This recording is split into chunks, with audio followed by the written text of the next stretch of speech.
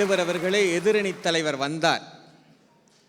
தன்னுடைய வாதத்திற்கு சாட்சியாக பேப்பர் எடுத்து கொண்டு வந்தார்.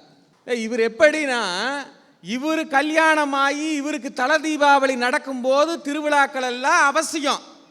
இப்ப இவர் புள்ளைக்கு தல தீபாவளி வருது.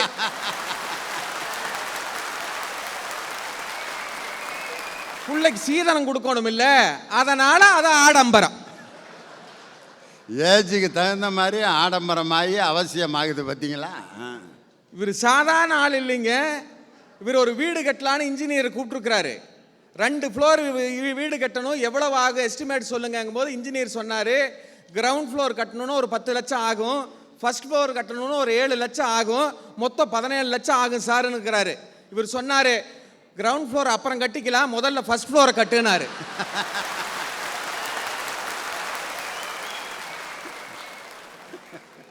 ஆடம்பரமா பார்த்தா எல்லாமே அவசியம் இல்லைங்க. பண்டிகையை கொண்டாடி பாருங்க, உங்களுக்கு தெரியும். தணிகை வேளன் இனிமேல் இந்த பொண்டாட்டிக்கு துணி எடுக்கிறது, பொண்டாட்டியை லேசா திட்டுறது, பொண்டாட்டி நம்மளை திட்டுறது, இதையெல்லாம் உனக்கு பேசாத. குடும்பம்னா அதுதான் சந்தோஷம். அதுவும் தீபாவளி அன்னைக்கு அந்த ஹாலில் உட்காந்துட்டு டிவி பார்த்துட்டு பொண்டாட்டி அவசர அவசரமாக அந்த அதிரசம் சுட்டுட்டு கொண்டு போட, அக்கா பசங்க வீட்டுக்கு வந்தவங்க ஜாலியாக பட்டாசு வெடிக்க, அந்த சந்தர்ப்பம் இருக்குங்களே, அந்த சூழ்நிலை இருக்கு. எங்கள் அக்கா பையன் ஓடி வந்து அந்த பொம்மை துப்பாக்கியில், மாமா உங்களை சுடுற, துப்பு துப்பு துப்புனா, நான் பாட்டு கல்லு மாதிரி உட்காந்துட்டு இருந்தேன். எங்கள் அக்கா பையன் சொன்னா, அத்தை மாமனை 10 முறை சுட்ட சாக வேலத்தை அப்படின்னாப்புல. என் பொண்டாட்டி சொன்னா, நான் 15 வருஷமா திட்டுறேன், அதுக்கே சாகாத மனுஷன்.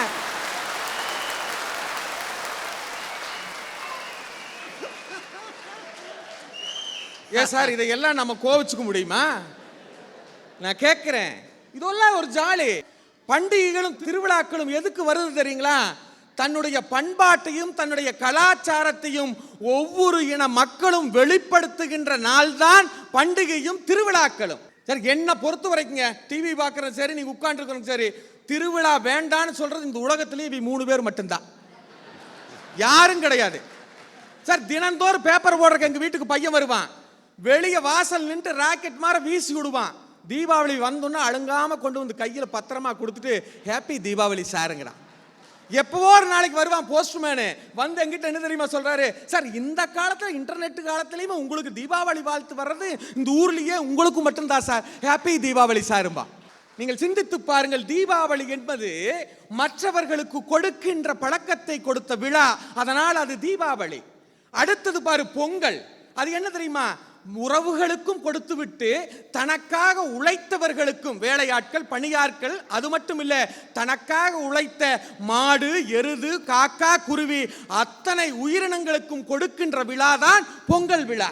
இன்னும் சொல்லட்டுமா, ஆயுத பூஜை திருவிழா வந்தது. அது எதற்கு தெரியுமா?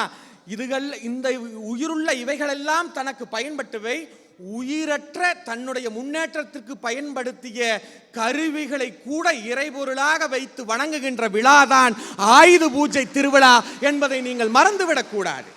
தீபாவளி என்கின்ற திருவிழாவுக்கு பிரித்து பாருங்கள். தீபம் கூட்டல் ஆவளி. ஆவளி என்று என்னால் வரிசை, தீபத்தை வரிசையாக வைத்து வழிபடக்கூடிய விழாதான் தீபாவளி திருவிழா. தீபத்தை வீட்டிலே வரிசையாக வைத்தால் மகிழ்ச்சி கிடைக்குமா என்று நீங்கள் கேட்கலாம். கிடைக்கும். எதுக்கு தெரியுமா? ஐப்பசி கார்த்தியில அடமழை வரும். அடமழை பெஞ்சதுன்னா தொற்று நோய் எல்லாம் வீட்டுக்கு வரும். தொற்று நோய் வீட்டுக்கு வராம பாதுகாக்கிறதுக்கு தான் நல்லெண்ணெய் விளக்குல நீங்க வீட்டை சுத்தி வரிசையா விளக்கு வச்சீங்கன்னா தொற்று நோய் பரவாமல் இருக்கும். அதுதான் தீப திருவிழாவினுடைய அடையாளம். கொண்டாட்டங்கிற சாதாரண விஷயம் இல்லைங்க. இந்த ஸ்கூல்ல குழந்தைகள் இங்க பாருங்க, இன்னைக்கு தீப திருநாள் அன்னைக்கு கூட்டத்தில் நிறைய குழந்தைங்க வந்திருக்கிறாங்க. குழந்தைகளை ஸ்கூல்ல கொண்டு போய் விடுவோம். அந்த ஸ்கூல் ஃபீஸ் நினைச்சாலே நம்மளுக்கு நடுங்குது, அவ்வளோ வாங்குறாங்க. அதுல ஹோம்ஒர்க்னு குழந்தைகளுக்கு டீச்சரமா கொடுப்பாங்க, அதையும் நினைச்சா குளம் நடுங்குது. அதுக்கப்புறம் ப்ரோக்ரஸ் ரிப்போர்ட்னு ஒன்று கொண்டு வருவான். அப்ப பெத்தவங்களுக்கெல்லாம் இது எதுக்கடா இத்தனை செலவு பண்றமேன்னு இருக்கு. இத்தனை சுமைகளும் எங்கே தீரும் தெரியுமா? பள்ளிக்கூடத்திலே வருஷத்திற்கு ஒரு முறை ஆண்டு விழா என்கின்ற கொண்டாட்டம் வரும். அதிலே தன்னுடைய குழந்தை மயில் ரெக்கி வச்சுட்டு மயில் மாற ஆடுறதும், மான மாற வேஷம் கட்டிட்டு ஆடுறதும், பாரதி போல வீச வச்சுட்டு முறுக்கிறதும், வள்ளுவன் போல தாடி வச்சுட்டு பேசுறதையும் பார்த்த உடனே எல்லா தாய் தகப்பனும் பட்ட கஷ்டங்கள் எல்லாம் தீருகிறது என்று சொன்னால் கொண்டாட்டம் எவ்வளவு பெரிய முக்கியம் தெரியுமா? சார் அந்த ஒரு நாள் கொண்டாட்டத்தில் தான் சார் தன் குழந்தையுடைய தனித்தன்மை தெரியும்.